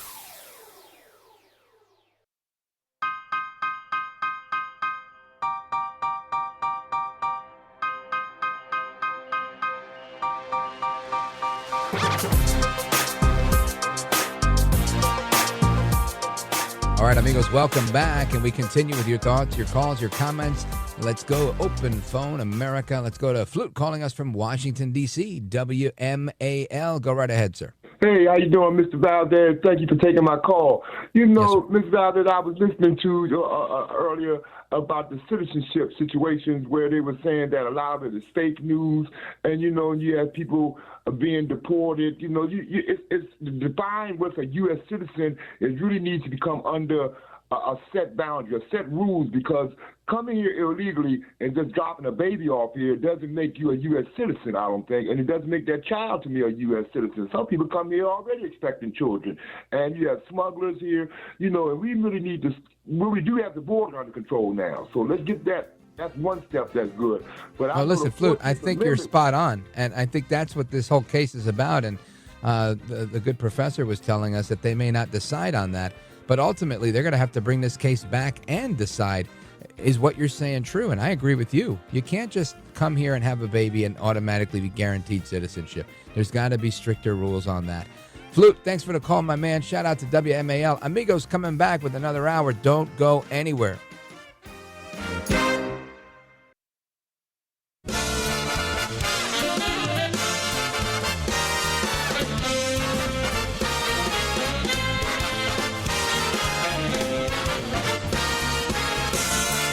Live from the city that never sleeps.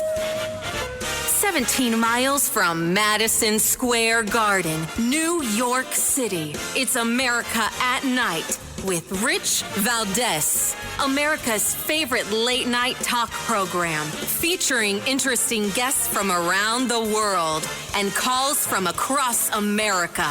And now, Here is your host, Rich Valdez.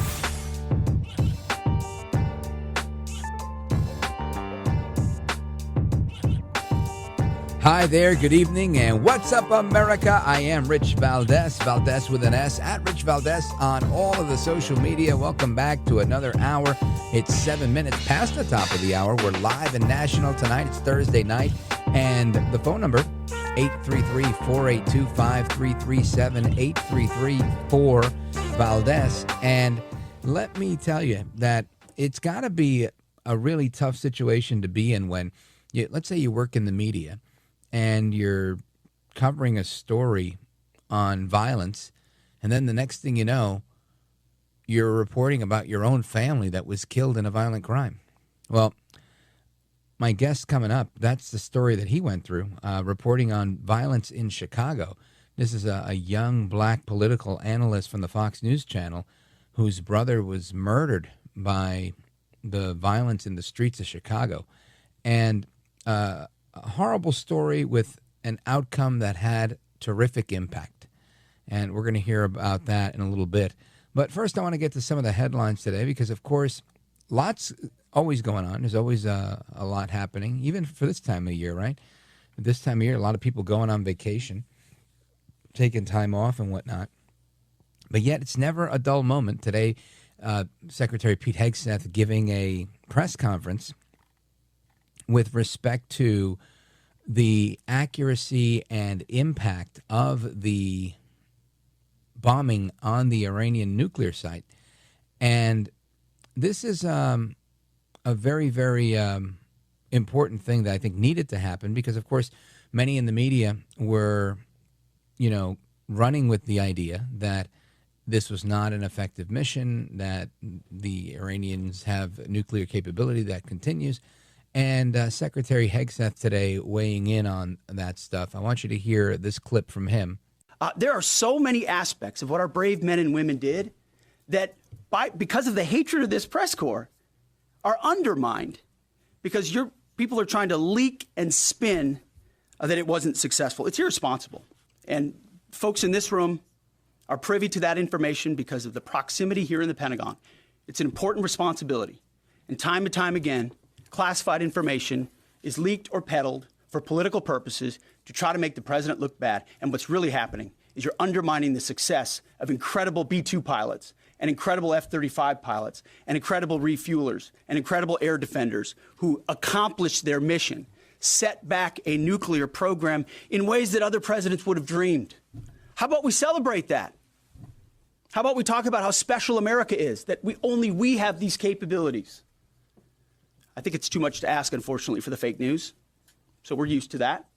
But we also have an opportunity to stand at the podium and read the truth of what's really happening. And the reality is you want to call it destroyed, you want to call it defeated, you want to call it obliterated. Choose your word. This was an historically successful attack, and we should celebrate it as Americans. And it gives us a chance to have peace, chance to have a deal, and an opportunity to prevent a nuclear Iran, which is something President Trump talked about for 20 years. And no other presidents had the courage to actually do. So that, again, Pete Hegseth, the Secretary of Defense, doing what he's got to do there. And, of course, the Iranians claiming that they have held on to their nuclear capability, that they've defeated Israel, and a bunch of other things that they've said as a result of this whole operation. And the Supreme Leader, and I played it earlier, and if you didn't hear it, maybe you'll hear it when you get to that part of the show. But he sounded like he'd been resurrected. He really did. He sounded like they brought him out of a coma to wake him up just to to make the little press comment that he made. And it just, I'm glad that the fighting is over. I'm glad the ceasefire is held thus far. And I just think it's interesting to see how the media within our own country is constantly trying to undermine the administration, not because it's the administration per se, but more so because he's a Republican, and I think even more just because he's Trump. This, I think, is one of the worst things I've seen in my lifetime, right? I think you've always seen the press went after Bush when he was president, but not to the degree that they go after Trump, right? Because it wasn't just the press. It was the press, it was the government, it was people inside his administration. It became so popular to go after Trump, that those that didn't pass muster, those that he'd given an opportunity to and didn't make it, and he had to let go, they would leave kicking and screaming, going after Trump, just like the media. Many of them getting jobs and writing books, blasting him on the way out. Just fascinating to see how the Get Trump complex has formed over the years, and not really working out well for them. President Trump making entrances in so many places where he gets a real hero's welcome, a king's welcome. Yesterday at NATO, received extraordinarily well. Earlier this year in various countries in the Middle East. And it just goes to show you that they believe that he is the adult in the room. They're not as jaded as many of us in America are, because they don't have the fake news that we have. They see it for what it is. They know what's going on. They see that you can go ahead and bomb Iran and still have markets that, instead of coming back with uncertainty on oil and whatnot, but instead markets that remain solid,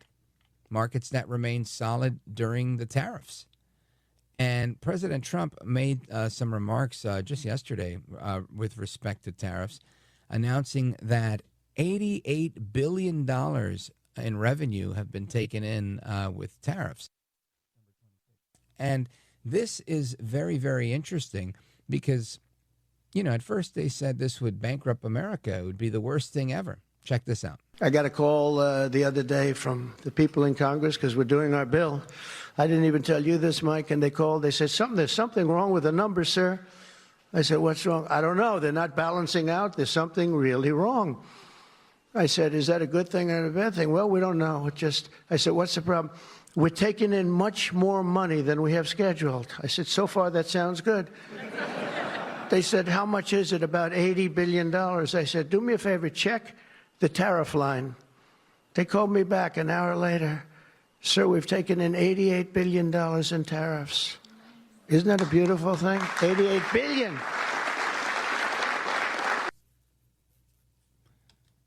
So now CNN, they gave a report the other night, Melissa Cavins, talking about how the tariffs were very, very effective. So in a little bit, we'll talk about that. But right now, I want to get into a conversation with Gianno Caldwell. He's a political analyst from the Fox News Channel, and he's got a brand new book. So keep it locked right here, folks. We're coming right back. We're going to get to your calls after the guest. Don't go anywhere. I'm Rich Valdez. This is America at Night with Rich Valdez.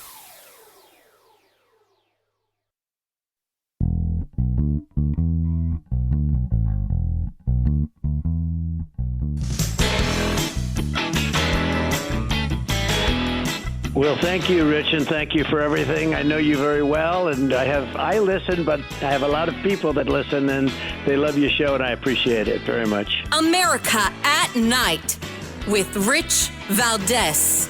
Welcome back, America. I want to get into something I was telling you about just before we took the pause, and it's this book, The Day My Brother Was Murdered, My Journey Through America's Violent Crime Crisis by Gianno Caldwell.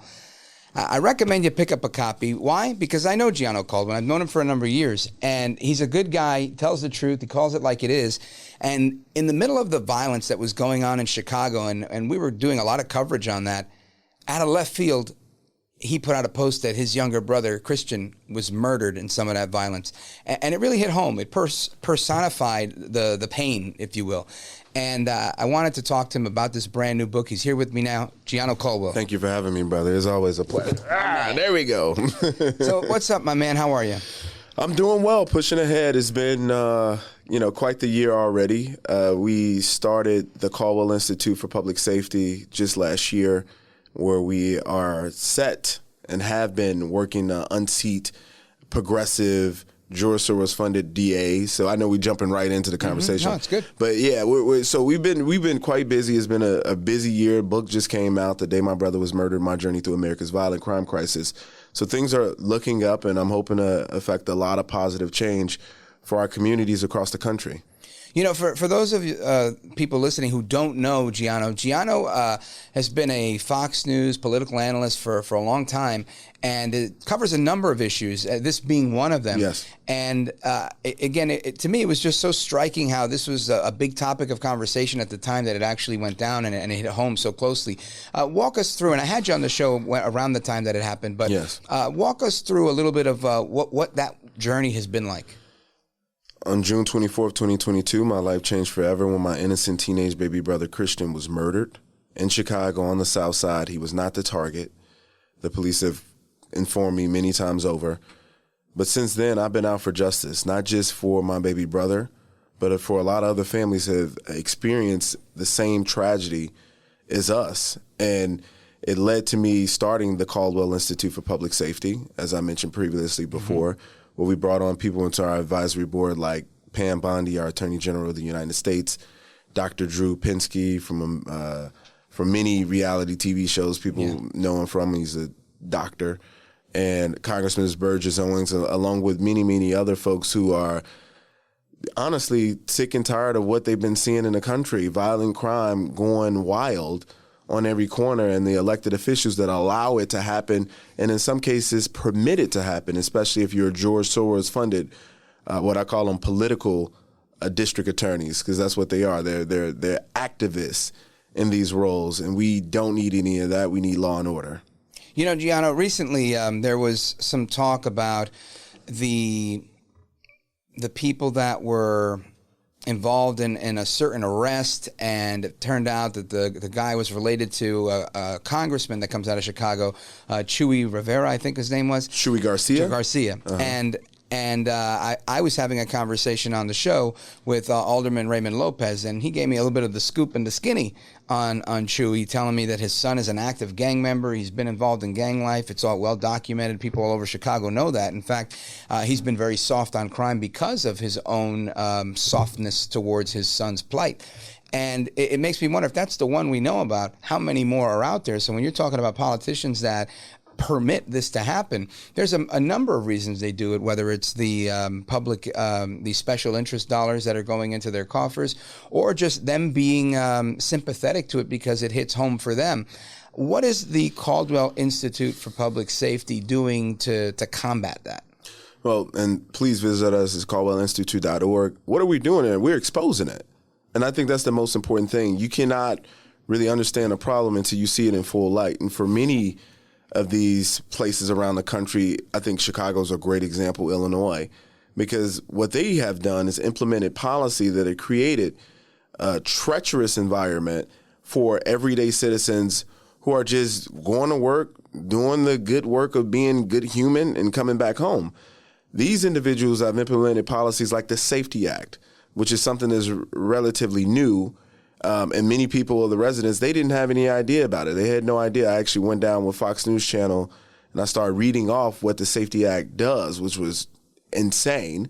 But things like this ankle monitor braces, you know, people can go on house arrest. They have ankle monitor braces. Well, usually in any set of circumstances with house arrest, if you go out of range, the police call you, they stop by your house to make sure you're still there, etc. Well, with Cook County, which is the county that encompasses Chicago, they have people who have been accused of murder on these ankle monitor bracelets. And with the Safety Act now, police are not allowed, keep in mind I'm using the word allowed, they're not allowed to respond to a call from the ankle monitor bracelet saying, hey, the person is out of range, they're not home or whatever for 72 hours. So just imagine if somebody actually murdered someone, they're at home with an ankle monitor bracelet, and now they got 72 hours to go murder the witness. This is insanity, but it's much more laws like that. The Safety Act eliminated cash bail in the state of Illinois, and it's doing great damage. But then when you look at the election results from just this week in your very own home of New York, a socialist Democrat may actually be your mayor. Somebody who's saying, oh, we need to defund the police again? You defunded the police once in New York. You defunded them to the tune of $1 billion. And what did it lead to? Death and destruction. Because that's what happens We need to have our police active. They need to protect us. And the fact that you got places around the country, these big city mayors that are demonizing our law enforcement, is egregious. It's asinine. You know, Gianno, as you're telling me all that, and you're right, we're in a hot mess here in New York City. Thank God for Curtis Sliwa, and I think his campaign's going to pick up some steam. But we see this problem all over. We just saw the police told to stand down all over California, Los Angeles, the riots that were there. Cops trying to defend themselves against people throwing rocks at them with Gavin Newsom and other mayors. There was even one vice mayor who was in a hearing and was getting the testimony of the sheriff, the county sheriff, and said, "Why aren't you giving us a heads up when ICE is coming?" And he said that would be illegal. That would be obstruction of justice. And it's just so funny to think the way their minds think. They literally, I've been saying it for a while now, I feel like Democrats have never met a criminal that they don't love. No. You know, I hear people say they never met a criminal they don't like. But love, I think, is even more accurate than anything else, because what they've done is since George Floyd, they went from saying, okay, we need criminal justice reform. There's an over-criminalization of this particular population. They're talking African Americans and Hispanics.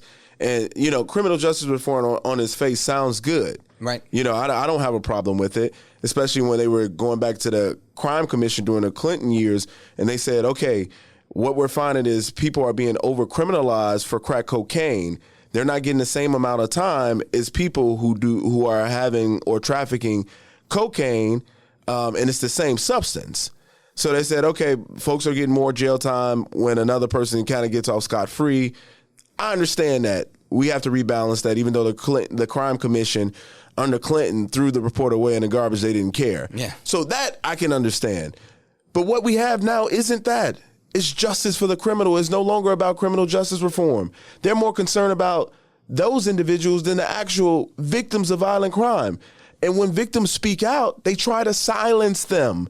Think about Alvin Bragg here in New York, Larry Krasner in Philadelphia. There's so many complaints about these individuals because their focus is politics. Yeah. Alvin Bragg proved that when he prosecuted President Donald Trump. And that's not where it should be. What we need is individuals that run for these offices that are brave.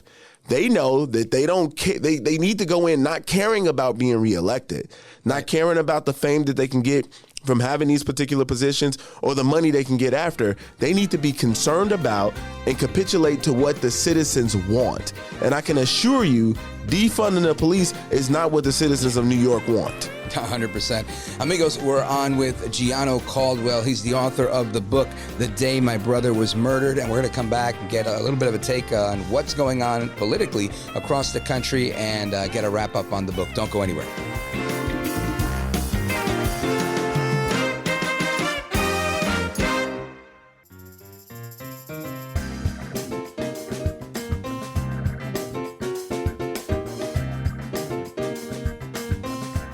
The best guests, the best opinions. This is America at Night with Rich Valdez. All right, amigos, welcome back. We continue our conversation with Gianno Caldwell, author of the book, The Day My Brother Was Murdered.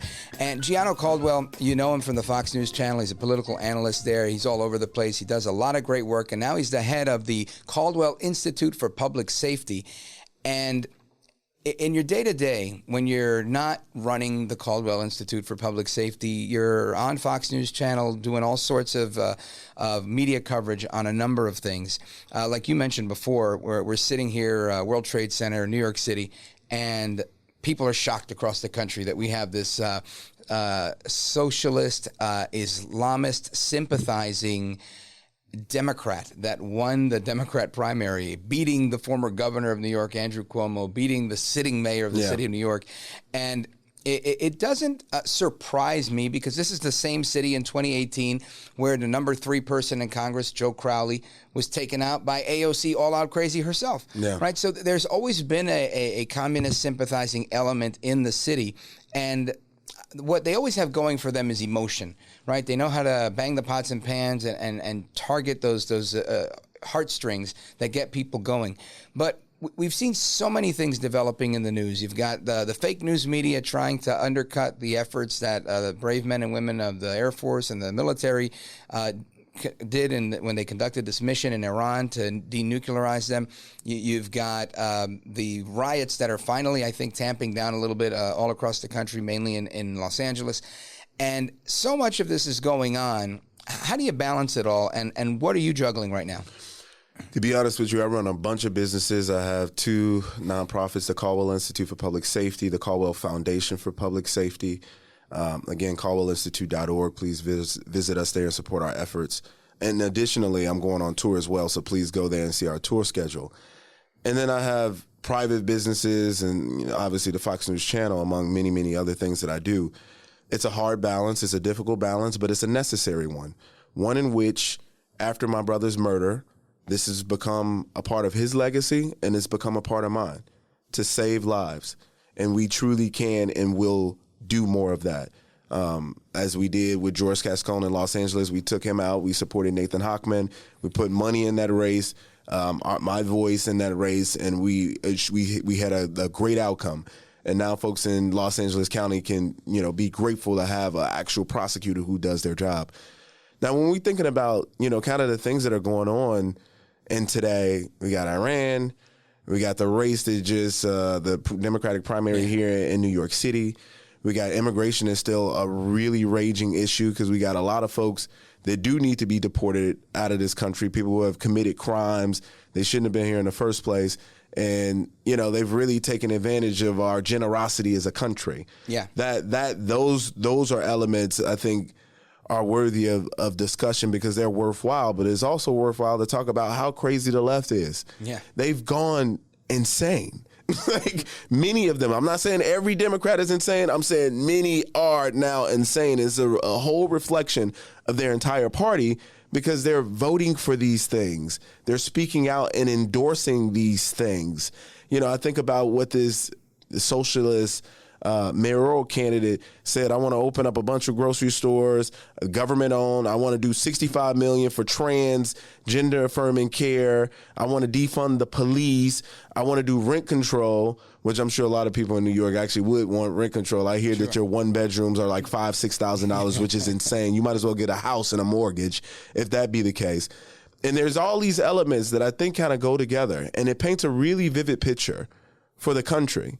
And that is, just like we saw with the 2024 election between Donald Trump and Kamala Harris, there were people who did not like Trump's personality, may have appreciated his policies, but they said, you know what?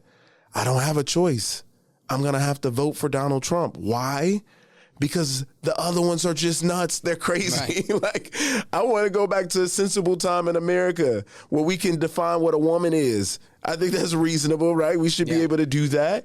And now we have a point where Republicans have a very unique opportunity. They should be going into every neighborhood. Just like you and I. Last time we really sat on your radio show was a few years ago. Yeah. And we talked about that, the need to go into these neighborhoods that don't necessarily agree with us, just like Trump did with the Bronx. Yes. Going into the Bronx, we as Republicans need to be out in these areas where we're not invited, where we're not liked, where people call us names, because it's very hard for them to demonize us when people have gotten a chance to meet us. Yep. And that's important. That's what I think that's one of the elements that has been missing in the GOP. And I'm hopeful, because Trump has completely transformed the party, I'm hopeful that folks will follow some of the things he's done. But I'm not sure if that's going to be the case or not, because we know a lot of the folks that have voted for Trump, not for the Republican Party per se. So, there's a lot of work that we need to do, whether it be about the crime issue, immigration, or just getting out the right candidates to get supported. And the Caldwell Institute stands ready to be supportive in those efforts. Again, it's CaldwellInstitute.org. Support our efforts, please. Check them out, folks, CaldwellInstitute.org. And I think you're right. I think, the model that President Trump has laid out for people to win elections is just that. You get a couple of issues where you may not be totally in sync with the base, but it makes the most sense with the larger population. Yes. And I don't know that I would say Trump's entirely a populist. I think he has some populist messaging, but I think he he has a very conservative message too, and the majority of his policies, as evidenced by his foreign policy as of late. Yeah. And this strike, I think there was a lot of confusion there, or at least people that were trying to push him in an interesting direction. But he did what he felt he had to do, and I think when you look at all the polling that came out, everybody seemed to be on board with it. So. Very good point, and I think, of all the candidates that are running, with Cuomo, who's quite the elitist in my opinion, with Eric Adams, another elitist, with Mamdani, who's he might be out there, maybe not so much of an elitist, but definitely he's an elitist. So the voters view him as an elitist. You keep in mind, voters making $50,000 or less rejected him by 20 points. Yeah. Like, it's not the working class voting for him and supporting him. It is the elites. It's the white liberals who live in these conclaves. In some cases, they have their own personal security and they don't have to worry about the well-being of other people. So they say, yeah, it's fine to defund the police. He's called the police department a racist organization. Like, I think I could be incorrect about it, but I think he alluded to them being some part of the KKK or the Klan or something. Now, I could be wrong about that, but the language resembles that. Yeah. And it's unfortunate, and it is not the right way you would want to see a guy who may possibly take over the city. It doesn't make you feel warm and fuzzy inside, I don't think. But what I'm saying is he's positioning himself as the outsider, the reformer, the I'm not those guys. Yeah. He's clearly creating contrast, and it's working for him in that regard. And then there's Curtis Lee, with a lone Republican who rides the subway, doesn't own a car. He's been in the streets for almost 5 decades now. And I think he's really that man of the people that can reach out to a number of people. And my thinking, and I'm asking you this because you're the political analyst, not me. But no, you're a political analyst as well. But you're the pro. And when I look at this, I say, if you've got Mamdani and Cuomo and Adams all staring at each other down the barrel of their political guns, and they're shooting each other, that just leaves a lot of space for Curtis to walk around them and get right in if they're, fighting over the same vote. So he has an opportunity to say, I'm not these guys. Yeah. I'm not these guys. Let's go this way. And I think that's exactly how Trump won. Saying, look, I'm not Sleepy Joe. I'm not, Kamala Harris. I'm Trump. And this is what I'm going to do. No tax on tips. And, sticking with his message. I think his messaging was incredibly crystal clear in this last campaign. It was. And we saw the results. And it was also so applicable to the working class people of this country, the middle class people of this country. He offered up plans that Democrats may have agreed with but would never say, like no tax on tips. They want to tax the hell out of you, plain and simple. And it doesn't matter if you're poor, you're middle class, or rich. Everybody fits in the same category, even though Mamdani is saying things like, oh, no, we're going to pay for it by taxing the rich. How? A lot of the rich have moved to Florida. Right. They live in Texas. You got $16 billion in tax revenue out the door. And then this guy is, if he were to win, he's going to become New York's #1 realtor, period. Because so many people are going to leave and head out of town. And I was reading this article from a big realtor here in New York, and he was saying when he won the primary, he had people calling him saying, look, I want to put my house up for sale. Right. I'm trying to get to Florida. And he's like, it's either going to people go to Florida or they're going to move to New Jersey. So either way, you're not going to be successful in your endeavor. Yeah. You're going to ultimately have to squeeze the middle class and the working class folks too. Just like they got the congestion tax? Oh, congestion pricing. Congestion pricing? For congestion pricing. Yeah, congestion, right. Yeah, congestion price. I'm mispronouncing that. But you get what I'm saying. It's that element. Like, who do you think this hurts? You pay more to have less cars on the road. Yeah, go get on the subway and get robbed. Okay. Like, what? Or set on fire. And that's insane. And my colleague at Fox News Channel, Adam Klotz, he had that experience. He was on the subway. He saw kids light a man's hair on fire. Wow. And he said, you guys don't do that. Stop. And they went and they beat him up. Wow. And these were kids, like teenagers. Yeah. It's insane. It's sad. Speaking of kids, the book, The Day My Brother Was Murdered, a young innocent man in Chicago. The author of the book, Gianno Caldwell. Gianno, give him the website one more time for the book and for the Institute. And just really quick on the book, I write about 9 families, including my own, that were all murdered on that day across the United States of America. People like Catherine out of Texas, who was a chemical engineer, 65 years old, mother, grandmother, wife. A drug deal went bad. Both individuals were looking to rip each other off. They discovered it. They chased each other on the highway, shooting, and she became a casualty of that. Or James, a veteran out of Philadelphia who had PTSD. So he would go to the park at 1 or 2 o'clock in the night almost every day because he couldn't sleep. And he see these kids in the park, and he tells them, look, go home. It's too late for you to all to be out here. These were teenagers and some younger than teenage. And they beat him to death with a traffic cone. You know, like I mentioned before, I talk about solutions in this book. I got Sean Hannity on it. I got Dr. Drew on it. I got John Walsh from America's Most Wanted. It is a book that everybody should read. Get it for your friends. Get it for your family. The solutions part, I think, is the most important because we already know how bad it is. We know that already. Now we need to do something about it. Amen to that. Folks, get the book. Check out Gianno Caldwell. Follow him online. And make sure you give me a call. We're going to your calls and more straight ahead. 833-4-VALDEZ.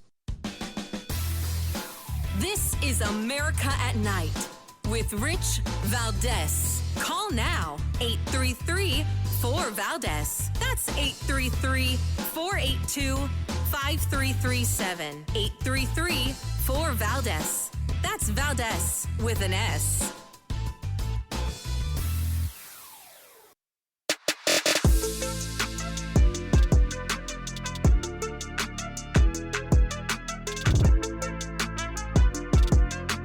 Call now. 833-4-VALDEZ. That's 833-482-5337. 833-4-VALDEZ. That's Valdez with an S.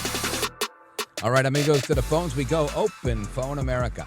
Let's go to Steve calling us from Atlanta, Georgia, WGKA. Steve, you're on with Rich Valdez. Go right ahead.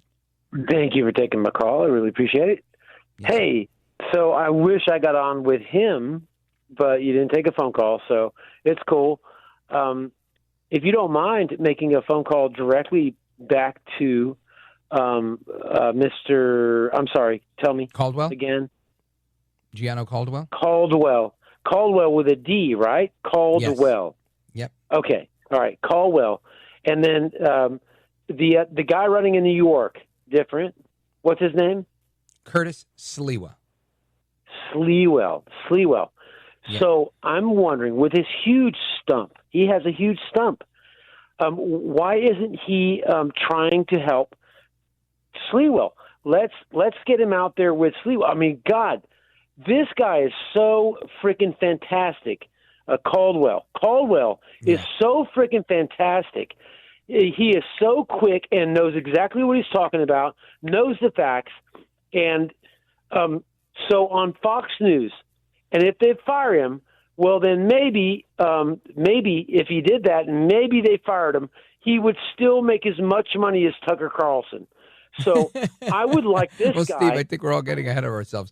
I mean, Gianno's a good guy, and I don't know that he has or hasn't endorsed Curtis, but I do know that he's a Chicago guy who's living out in Miami now. So he's not necessarily a New Yorker. I don't know how much an endorsement from a Miami guy carries. But sure, I'm happy to make that happen, and I think everybody that's listening now is hearing what's going on. The important thing is I think everybody across the country needs to endorse Curtis Sliwa, and not only just send him a few bucks so he can get through this election, but moreover, let all your friends and family know that you've got a candidate that's rolling up his sleeves, that's ready to go, and the contrast couldn't be more clear. Curtis Sliwa is a 40-year broadcaster, a 50-year crime fighter who helped Rudy Giuliani when he was cleaning up New York City with the help of his legendary safety patrol group, the Guardian Angels. They've been around since I was a kid. I remember riding the subways as a kid with my mom and seeing them on patrol. It was a really big deal during the 80s and 90s. And they made such an impact that you didn't see as much of them anymore because New York became the place that welcomed Disney to 42nd Street, cleaned up the hookers, cleaned up all of the porn places, and brought in the Lion King and whatnot. So major changes happened during the time that Curtis was very active on the streets with Rudy Giuliani. And I'm hopeful that we could see that type of resurgence again in New York City for law and order and away from the lawlessness that we currently see. and the more of the same that Mamdani would bring to the table. But not a bad idea. And I think, again, everybody needs to get behind Curtis. That's my take, in particular President Trump, who probably doesn't have a dog in this fight. But it would make a lot of sense to get as many people as you can involved. President Trump being a native New Yorker, I think it would be a great idea for him to get involved in this. I know that Mayor Adams is ingratiated to President Trump. He loves President Trump after President Trump, said, hey, look, whether I like you or I don't like you, I don't like lawfare. And the lawfare against you is no good. And the Department of Justice halting those proceedings against him that were brought by the Biden administration. So I get why Mayor Adams loves President Trump. But I think if we put all our cards on the table, there's really only one candidate that can really make it happen, and that's Curtis Sliwa. Thank you, Steve, for your call, WGKA. Let me see, where do I go here? I go to a break, come right back. Oxford, Mississippi, and or is that Missouri? And then we've got San Francisco, California, and then that's a wrap. Don't go anywhere. This is America at Night with Rich Valdez.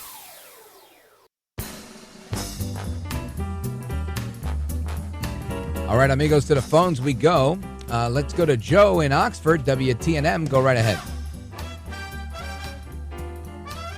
Joe, we're waiting for you, sir. Joe in Oxford. I'm here. Okay, go for it, brother. Okay. Hey, I wanted to respond to the situation in New York City. As I said, I'm as far to the right as anybody you're going to hear. I'm a Christian person. I don't wish anything bad on anybody, but I was also a political scientist. And the situation in New York City and New York State, for that matter, I've had relatives that I think are still up there. It is so bad that I don't see any good in conservatives, at least outside of New York, expending any political capital to try to do anything, much less helping Eric Adams out at all. As I mentioned before, there's this myth that in big cities, whether it's New York, Chicago, Minneapolis, Denver, wherever, that they're in the fix they're in because of woke upper-class whites and down-and-out minorities. That's not true. If you look in every borough of New York, there are millions of working-class and middle-class whites that keep voting for these left-wing nutcases that have put them in the mess they're in right now. But you know, Joe, if that were accurate, Joe Crowley would still be in office. Joe Crowley had tons of support in Throgs Neck in the Bronx and throughout Queens when he was a congressman for many, many years, being the number 3 member of Congress right behind Pelosi. And he lost to AOC because she was able to garner support from new New Yorkers because the working class people weren't voting, because the union people weren't showing up they were supposed to. And voila, you get an AOC. And I think that's the same thing you saw here. You had this 3-way race. The people that might have voted for Adams may not have shown up. The people who might have voted for Cuomo didn't show up. You had ranked choice voting. And you had Mamdani coming in and trying to steal the show. But by no means does it show that the city is as socialist as he is. He's definitely not. And I think you're going to see what happens come November. Thanks for the call, brother. Amigos, we continue the conversation mañana and a little bit later, perhaps. But hasta la próxima. Take care. Good night. And God bless you, America. I'm Rich Valdez.